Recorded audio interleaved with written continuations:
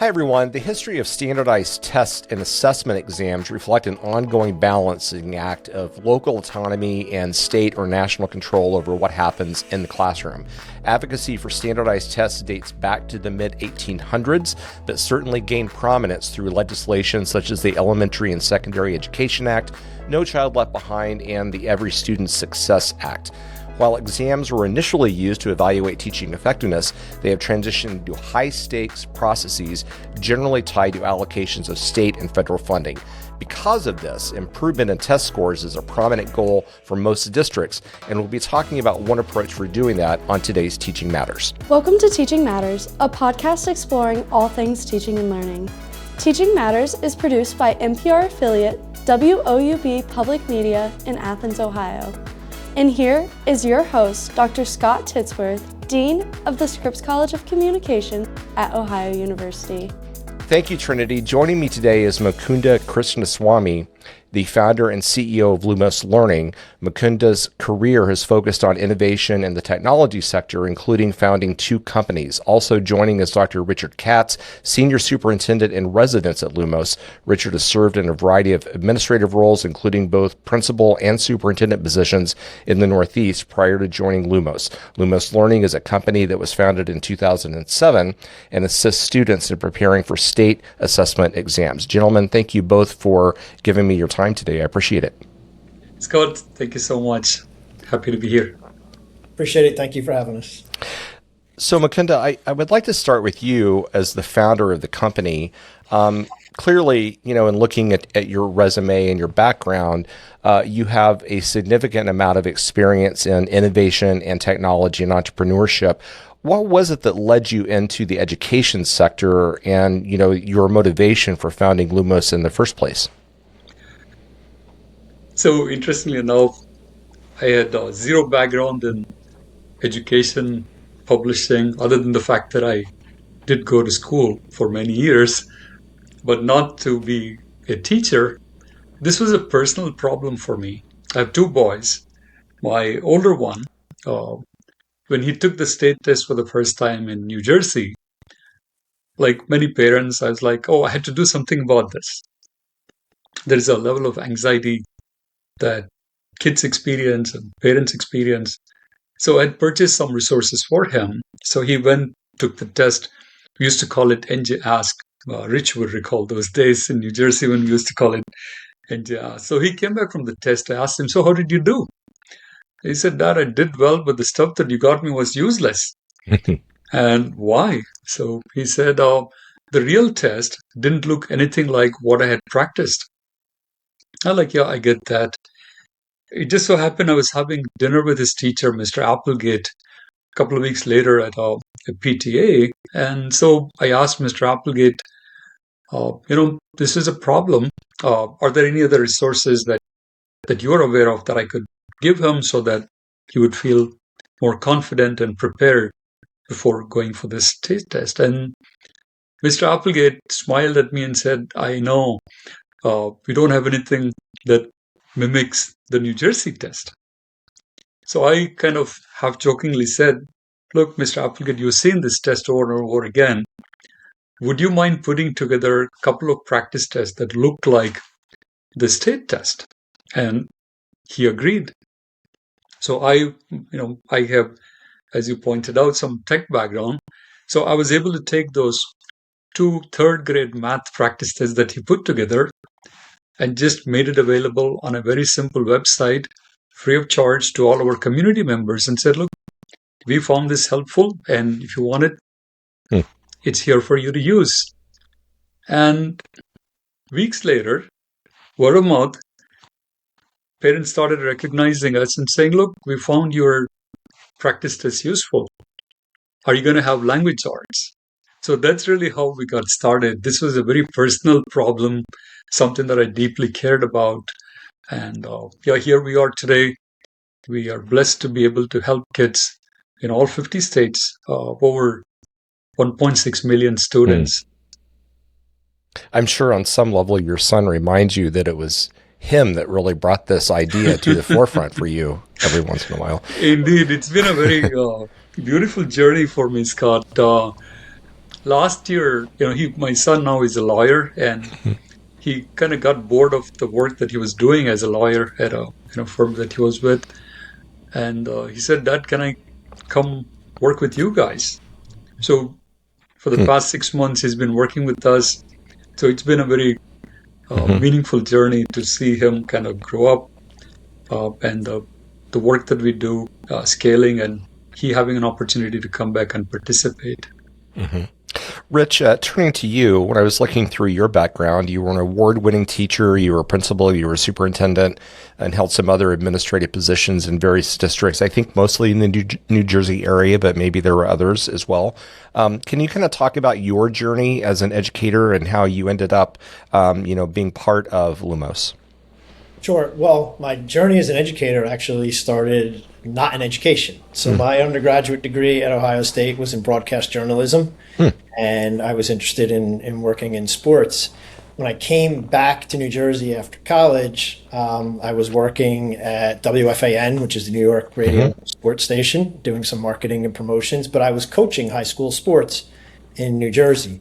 So it really, those two things did not go together. In terms of schedule and commutes back and forth and so on. So at that point, my mom had suggested, well, if you love coaching, why don't you see if you like teaching? So I started substituting in the school that I went to. My first day ever was in a kindergarten classroom, and I loved it. And so at that point, I just kind of changed my route, and that's how I ended up in education. From there, immediately went back, got my master's, immediately followed up and, got my doctorate. So I was in school for a good 35 years of my life in that sense. But so then, my trajectory kind of changed, moved into administrative roles and spent over 20 years in that. And then a couple of years ago when I left the schools and actually relocated from New Jersey to North Carolina, which is where I am now, was looking to latch on with some company where I can still contribute and use my expertise to impact schools and impact students in a way that, would certainly help them improve their learning and their experiences. And Mukunda and I connected, and that was it. So sticking with you, when I opened the show, I did a very quick run through of some of the history behind how assessment exams, have been used. And it's a long history. It's been something that, has become part of politics, part of campaigns, both at the national and the state level. It's not going to go away, and it probably shouldn't go away for various reasons. As a superintendent, when you were either a superintendent or even a principal for that matter, you had to deal with this sort of on a yearly basis. What's it like when you're sitting in the superintendent chair, you get your test results back for the year from the state, and you start thinking about, wow, we really have to work on something? What's that process like, and what does it feel like? Well, I think you have to back up and kind of look at how are we determining whether or not our schools are effective, because those test scores, you're right, they're not going anywhere, and for whatever reasons, and we could probably do a whole separate show on that. But they are one measure of the success and effectiveness of a school. So, you're always looking at your internal diagnostics and what kind of results we're seeing, whether it be student grades or other local assessments that a district is using. And then there's other factors that make for effective schools: student attendance, staff attendance, behavior, participation in clubs and sports and activities, and all those kinds of things. So when you get those test results back, it's not, again, if this is the kind of environment that you're cultivating in your school district, it's not a panic time. It's not it doesn't have to be an overly anxious time, because it's, okay, here's one additional way that we're deciding, how are we effective and determining what our priorities are going to be moving forward. So it's really all about how you look at it. But when you get those back, it matters. They're published and they're seen by the public and, all of those kinds of things. But if you're delivering the message on a consistent basis that, hey, this is just one way that we look at our effectiveness, then it just becomes another tool that you have for your school. Yeah, it's really interesting in the state of Ohio. So I have a daughter that teaches middle school, and so I kind of see it from different angles. But in the state of Ohio, of course, we have the state tests. But Governor DeWine has also been very upfront about pushing the science of reading. And then most recently in the State of the State address, he talked about attendance as being, very important. And of course, when the governor highlights issues like that, those all of a sudden become important for every district. And for obvious reasons, they start paying more attention to that. Mukunda, when I was looking at the website for Lumos, one of the things that struck me is that in many places on the website, it talks about you all creating an intersection between technology and empathy. And the word empathy is not something that you usually see used in an ed tech website. Can you kind of talk about why that word is so important to what it is that you all are producing for students and teachers? Thank you for noticing that. And it means a lot to us as a team. So if you look at our team, we're primarily teachers, parents, and engineers that deeply care about how we could help a teacher or a kid in a classroom. And in fact, in terms of purpose, we kind of see our platform being a tool that's available to students when a parent or teacher is not with them. So for us to do this job well, I think we truly have to kind of be there when that student needs that extra help. And how do we do that? So kind of over the years, we've been evolving and learning and adapting, building supports to serve that purpose. I mean, you can think about, if you fast forward to today's time, AI is something that we talk about a lot, right? And for me, AI is an enabling tool that actually helps us build empathy. So over the last couple of years, we've been actively building support systems that leverage AI to provide language support.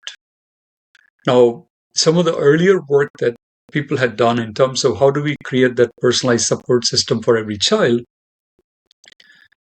it did not have the kind of sophistication that you would want to have. Like if a teacher were to sit next to a kid and trying to help, hey, look, there's a problem in fractions, and how we observe, empathize, and help them in each step of the process. The thing that's exciting to me personally is how AI can do some of that, because we have teacher shortages. We don't have teachers that can actually spend half hour, 45 minutes a day with each kid throughout the school year. These are not scalable ideas. If you look at, for example, the investments that happened over the last 4 or 5 years in education, a lot of that actually was around providing that one-on-one support through tutoring. And the research and the data clearly shows that that works, but it's very expensive, not scalable, and it's very difficult to do. If you're spending, $40, $50 an hour for each child to get that support, no amount of investment can support it. So for us, we constantly ask ourselves, how can we provide that empathic support for students when they're learning math, reading something, or trying to write, or any learning activity? Can some of these tools provide the support that they need? And for us to do a good job, I think the engineers, the teachers, the team that puts this and helps a school use the program, we have to really empathize with the situation that a student is experiencing, the challenges that a teacher experiences in a classroom that's so challenging and busy. Kind of keeping with this, Rich, when you've observed students in your districts, in schools, going through these tests, and there's a certain grade that comes back, or a certain assessment result, there could be an assumption, okay, if there was a score that wasn't where you wanted it to be, that could be the teacher. But my guess is that you've been able to observe that there's a lot of factors that goes into what it is that could impact how a student does on a particular assessment exam. The empathy issue that Mukunda is talking about sort obviously relates to this, but shouldn't there also be a lot of other factors that, could impact this and then making the test preparation even that much more important for a student? There are. And I love that you say that, because one of the things that I've always said is that the scores, when these scores come back, they're not just a reflection of the students, they're a reflection of us and our school system and the choices and decisions that we're making and whether or not we're setting students up for success. And that's always a phrase that I kind of like to use, that like, it's our job to set students up for success. So when you talk about preparedness and readiness. Well, before I mentioned the measure of school effectiveness is student participation in sports or the arts. Well, you go to practice. If you are, if you're in athletics, you go to practice to prepare for the game. You go to rehearsals if you're in the school play, or if you're, in a musical ensemble. You rehearse so that when you perform, you're ready to go. So it's the same idea here of making sure that we set students up for success and we're preparing.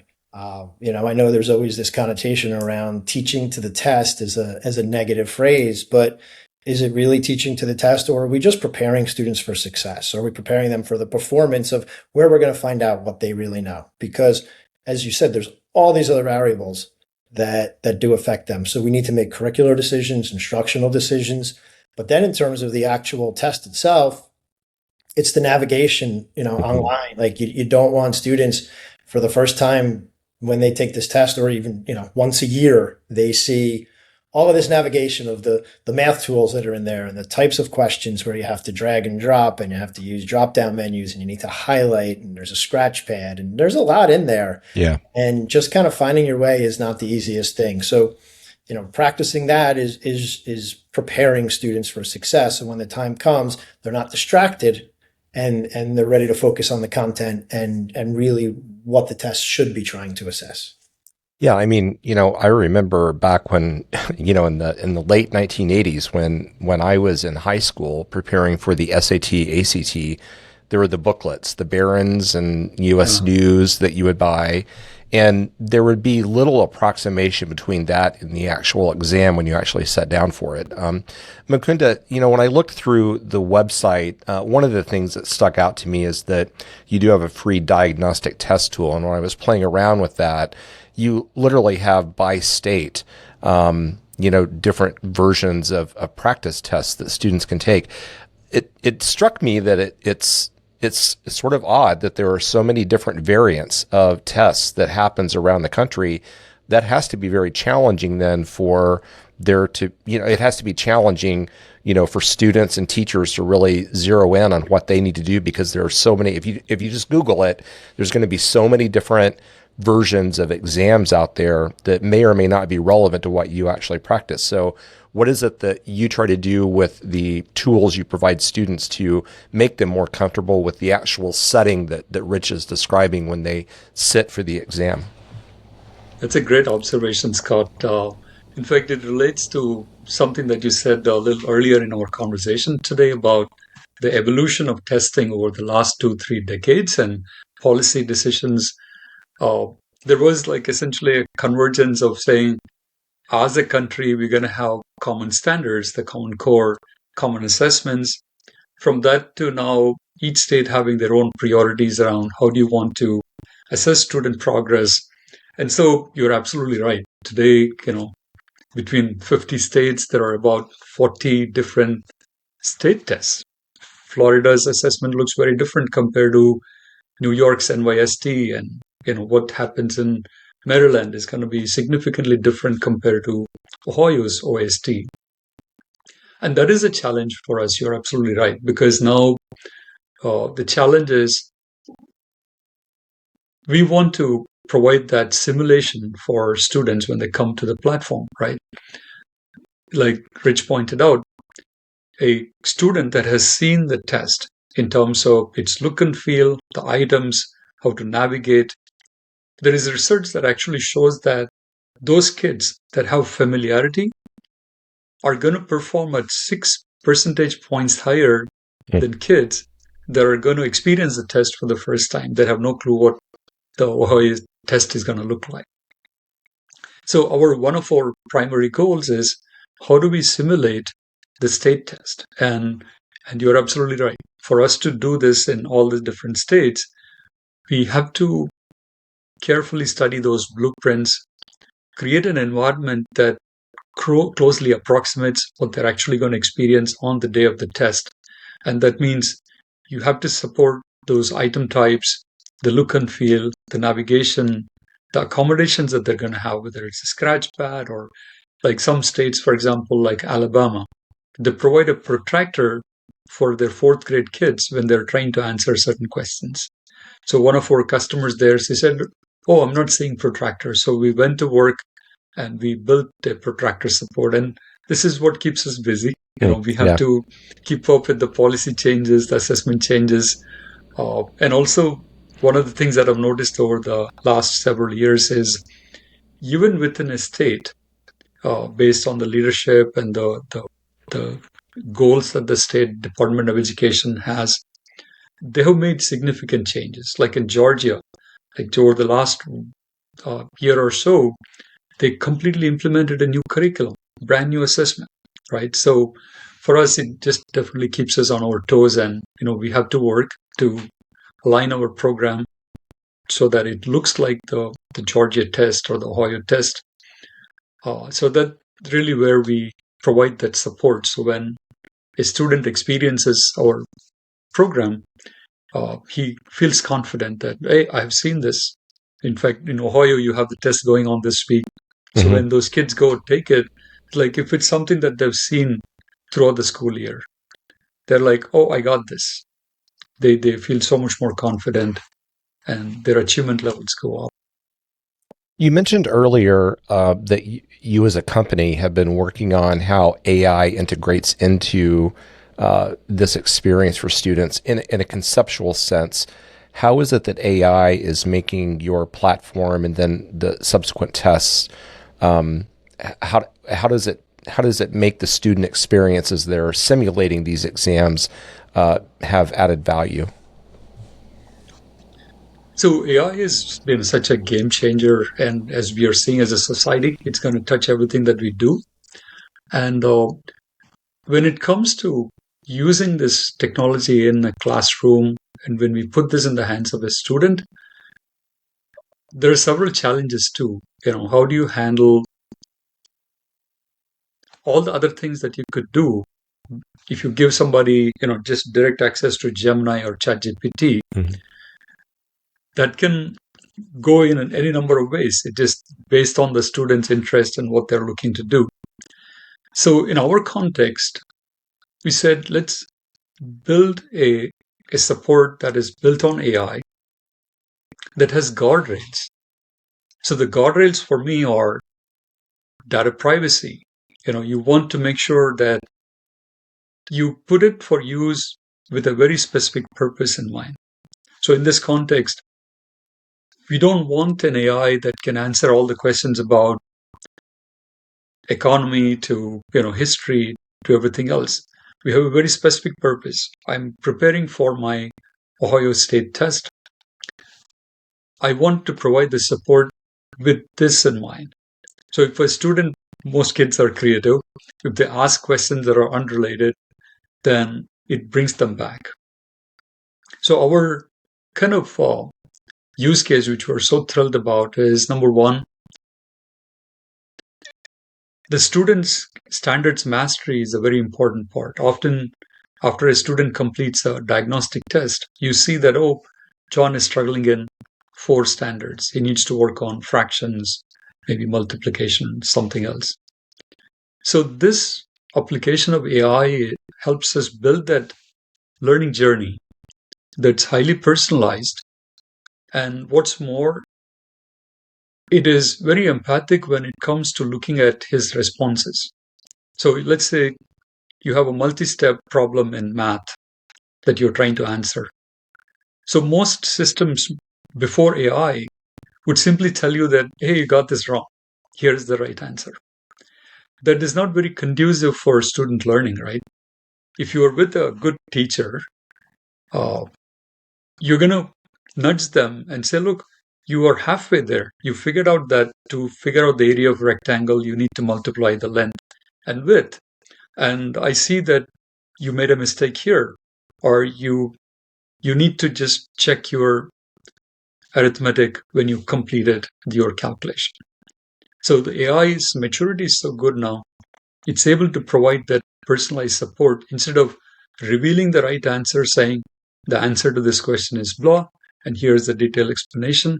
It instead is really supporting them, meeting them where they are without providing the answer, which is, in my personal belief, is a great use of AI because it helps learning. Yeah, I appreciate that. And I think that as I'm seeing AI get integrated into higher ed classrooms, which of course I'm more familiar with, it is very much more of how it becomes a adaptive learning tool for students rather than a crutch for quick, answers. And that's where I'm seeing the most exciting use, at least at my college. In communication, Rich, since you have a background in it, of course, AI is starting to influence a lot of the daily workflow practices that we would normally do as communicators, and not having that become a crutch where it does the work for you is a threshold, as you said, Mukunda, that you don't want to cross. But yet at the same time, it's a very incredibly powerful brainstorming tool, a creative tool. So I appreciate everything that you said. Rich, turning back to you, one of the things I really appreciated about an answer that you gave just a few minutes ago is that when you're sitting in the superintendent chair, there's a lot of things that you need to pay attention to that is sort of health indicators of what's going on in your district. So let's not lose sight of that. But let's say that you're in a district where, as the superintendent, you're looking at what's happening in a year and you say, okay, we're not horrible, but I think that our test scores could get better. And we need to start to on-ramp some sort of a strategy that addresses that is more than just superficial. What's the advice you would give them? I mean, obviously your company has a tool to do that, but a tool is not a strategy. So what's the strategy that you would undertake as a superintendent if you said, we need to increase our test scores by a certain percentage in order to do what I know we're able to do? The first thing is to identify what are those scores that actually need to increase. Because you can throw in generic tools, but if you don't know what the problem is that you're actually trying to solve, then maybe you get lucky and it's treated well and then things change, but in all likelihood not. So it's really about looking at the data that you have and making sense of it. But that's so with the AI conversation that just occurred, my thoughts were about the power of AI for really helping schools get better at analyzing data and understanding exactly where those issues are. I've been in so many conversations, and I know schools have changed and have gotten much better over the years for the most part, but not every school in every district has. And, sometimes they'll just look at scores and say, well, our math scores need to improve. Well, that's a really open-ended statement. So we're going to improve math, and kind of like with your question. So you have to improve those scores. What do you do? Well, you start with, what does that mean? Well, I'll just make up numbers, only 25% of our students pass the math test. Okay. So, 75% didn't. We need to get those 75% up. Well, 25% did. So what's different about the 25% who did versus the 75% who didn't? And you start to look at those kinds of things and find some, what are those commonalities that could be replicated for other students? Then look at the students who didn't. Because sometimes you'll hear people say our special education scores are poor or our multilingual learner scores are poor. Well, what's poor? Some of those students are doing well. Why are some of those students doing well, and what's different about them than the students who are not? So you really need to keep asking who and what on and on and on until you finally can kind of drill down and identify exactly what those issues are. Just as an example, in districts where I've worked, like we've identified, it was students who were part of more than one subgroup. So it wasn't necessarily a multilingual learner issue or a special ed issue, but it's students who were in those subgroups, but are also economically disadvantaged. Mm-hmm. Okay. And now we're seeing, these are the students to target. We found another pattern, which was really interesting, where it was students who were in our school district for less than 3 years, significantly underperformed the students who were there for their whole education. because they're coming in from different places. They may have even had interrupted education. So, there's so many different variables, kind of talking about what we were about before on all of these factors. So the first thing you need to do in terms of coming up, how do we do this, is what is it exactly that we're trying to improve? Then you can target those students and those areas where, which are the specific, because the next part is which part of those scores is it? Because it's not just math. There's a lot of different indicators that go into creating a math score. So we're looking at all of those and really figuring out which it are. So you could change your curriculum. You could change the way that you're grouping students. You could do so many different things, but you have to identify first, what is it that we're trying to improve? And then once you do that, now you can put those plans in place, but you do it in a much more educated way. Mm-hmm. And it gets to really targeting what it is that you're trying to treat. Mukunda, similar version of that question, but I've done everything that Rich just described. So as the superintendent, I went through this analysis. I know that there are things that I want to do based upon the data that I think would benefit the district in terms of its assessment scores. I contact you.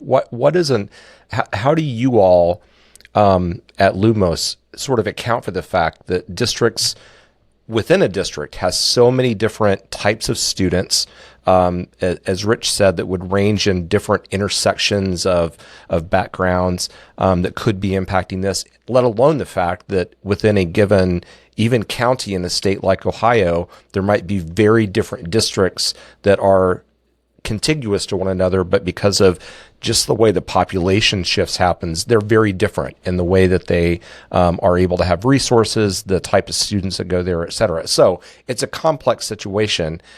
How does the district start to onboard with the solutions that you provide in a way that has a positive effect on what it is that they'll be able to get from the experience with you?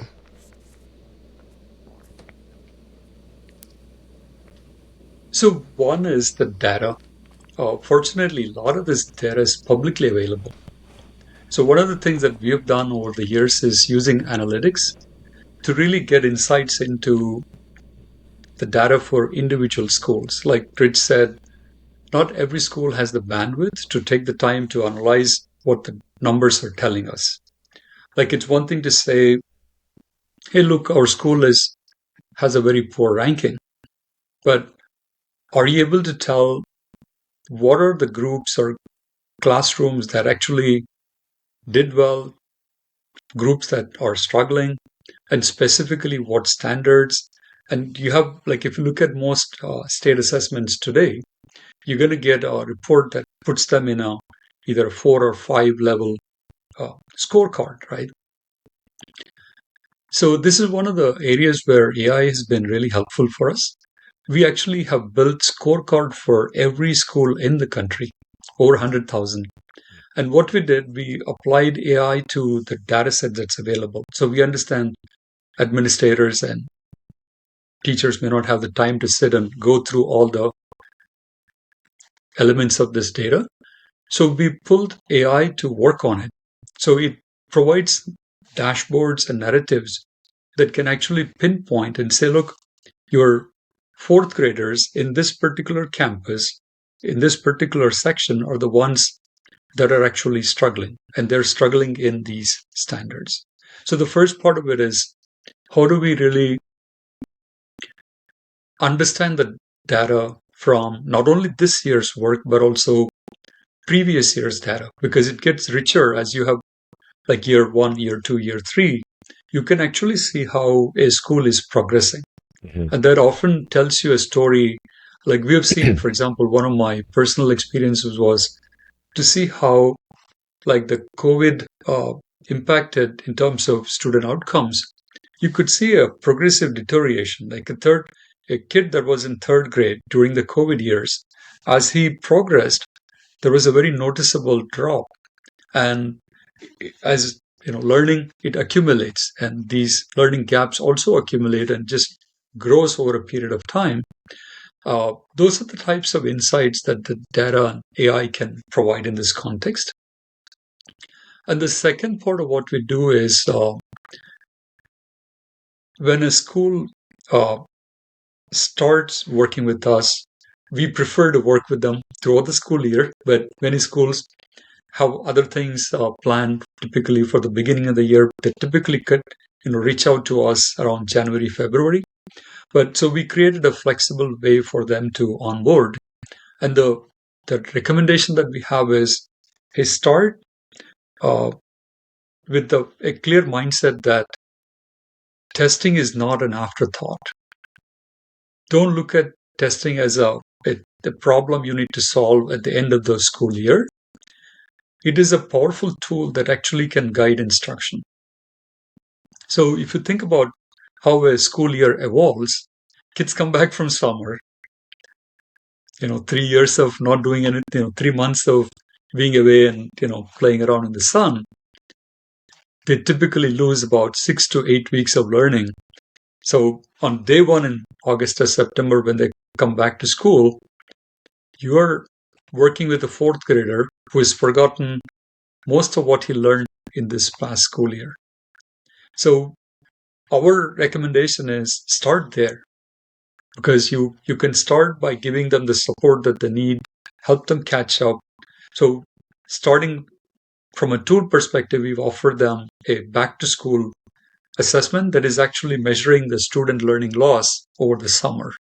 And then it creates a personalized learning path for each student. So the idea here is, if you have them have that warm start, help them recall, regain some of that skills mastery. Ideally, a good school should also recommend some type of summer activity, summer learning, so that you minimize this in the first place. And then throughout the school year, so you're in the first quarter, we have seen tremendous success in classrooms where a teacher thoughtfully bakes test preparation. I would hate to even call it test preparation. It's the elements of testing that is similar to what you're going to see at the end of the year through a warm-up, through an exit ticket. And because that helps guide her instruction. And also, kids would not look at assessment as an end of year or a benchmarking activity. They see it as, every day I go to school, I have to demonstrate my progress, and my teacher uses that in a constructive way to guide the instruction. Right? So we built the program in such a way that a teacher could use it through mini diagnostics or warm-ups in a classroom, get real-time feedback to drive her instruction. And of course, the other part of what we do is we simulate the state test.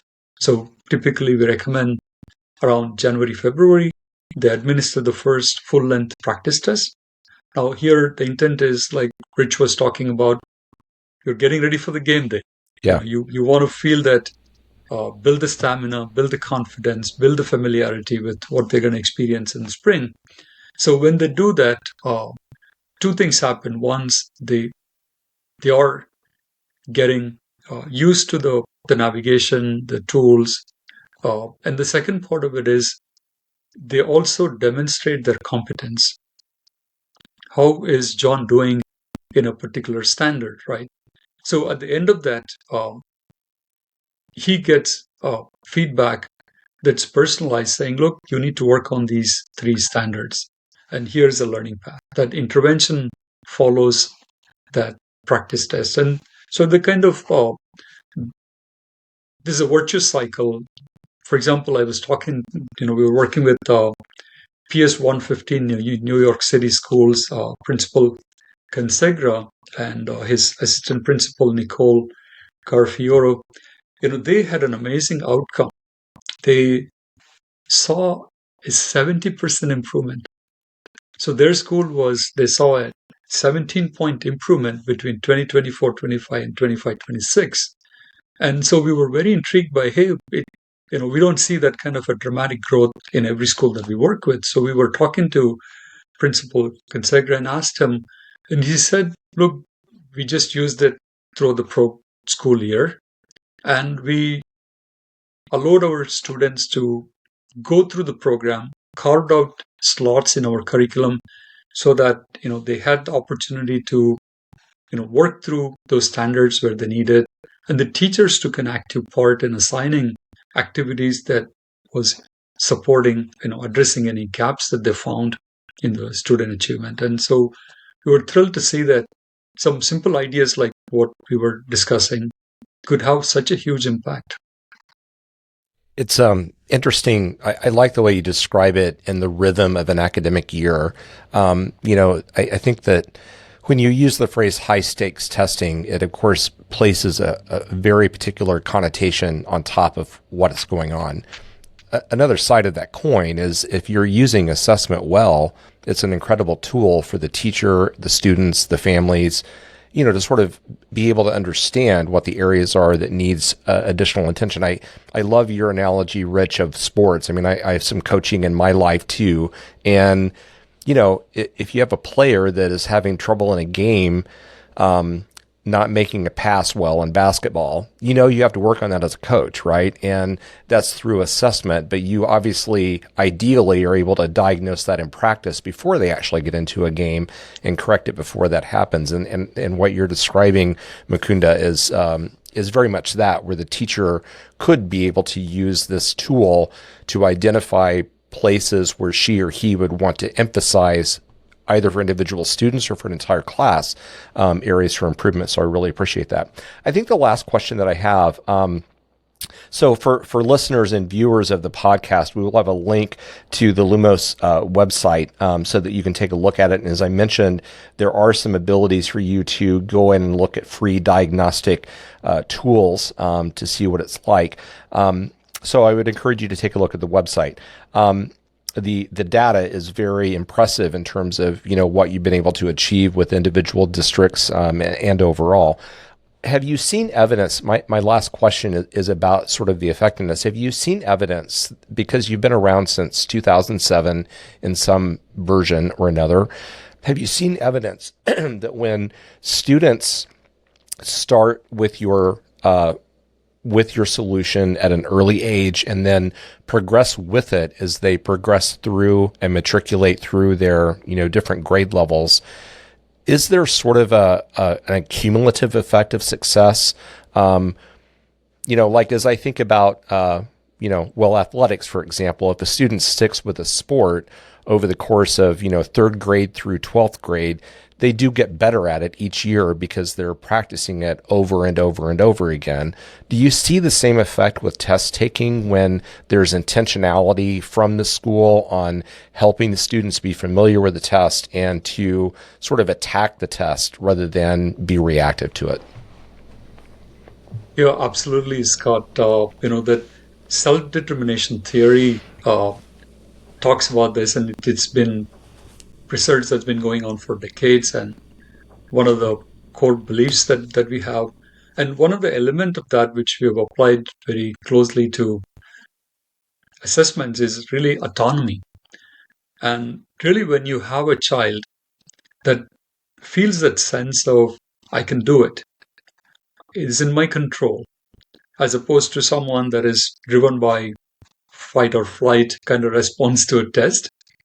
And that's a very cumulative thing as well, right? Number one, once they get a handle on it, feel like, oh, I got this, I am ready for it. Also, I can improve myself. And in fact, we were working with a school recently. They were using it for their after-school tutoring program. And the kids there, I had an opportunity to speak with these amazing third graders, fourth graders, and middle schoolers. The things that these kids see was just fascinating to me. They were telling us what we need to change in the program from, hey, look, can you make it a game? I want to kind of get a sense of how I'm doing, to one of the girls, in fact, she had something even more insightful. She said, if you're going to create that game, are you going to show the scores of my score and everyone else's? Because she was worried that she would feel threatened by some kid being, shown their performance. The reason I bring that is kids love to succeed. we don't realize it, but once they feel empowered, once they have the sense of autonomy and feel like they can see that growth, they will tell us what to do.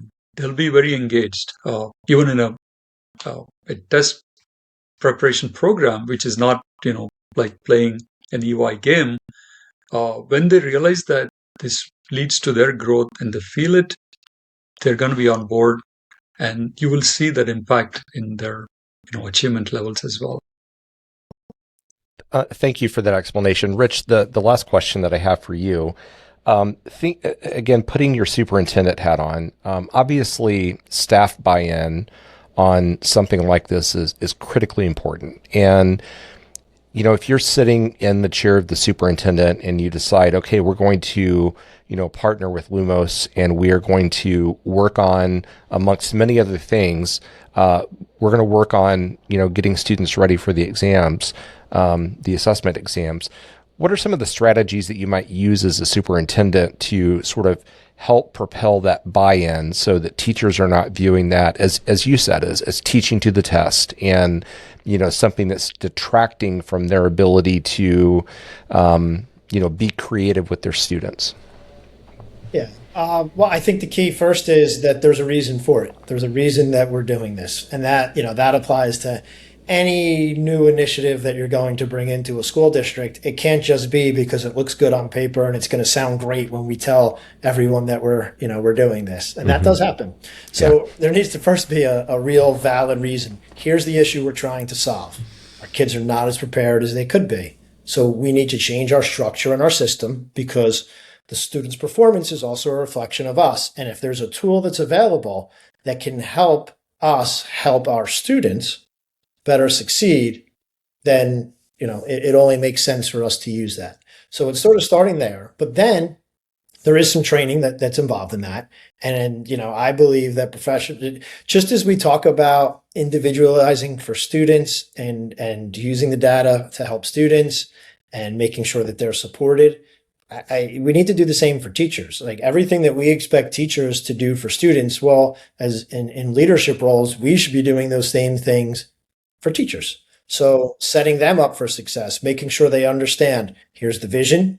This is why we're using this. This is how it's going to be implemented. This is what your role looks like. This is how we'll make sure that you're prepared to implement it in the way that we're going to do together. Here's how we're going to assess its effectiveness or not. And then, how we'll make adjustments based on that information. So as long as we're walking through that together, and it's not, we're doing this because your teaching is subpar, and as a result, we need to find another way for students to succeed. Like that's not the message. Yeah. The message is, hey, here's another tool to help you help your students find success, and I'm going to be here, or we, our leadership team, to support you through that. And then that's the plan. It's all about being together. It's not a administrative versus teacher adversarial relationship. It's one of, we're in this together to help our students. We have the same vision, the same desired outcomes, and that's how it goes. And then, like Mukunda said, the key is, because schools do this too. Some schools shut down 6 weeks before testing and do nothing but, all right, now it's time. That's not the right way to do it. The way to do this is to naturally integrate it into the daily life for the students. So when they show up during test week, it's just business as usual. Yeah. It's just, this is what we do. I'm ready for this. And, there's no running around. There's no chaos. We're calm. We're confident. We're ready to go. Yeah. Very good. Guys, it's been great getting to meet both of you. It's nice that we have somewhat of a Ohio connection between the three of us. And thank you for describing, the thought process behind what it is that you're providing as solutions to districts, but also the broader conversation of just how you need to be intentional in getting students ready for these exams. They are important. They're not going to go away. They can serve very good purposes for districts.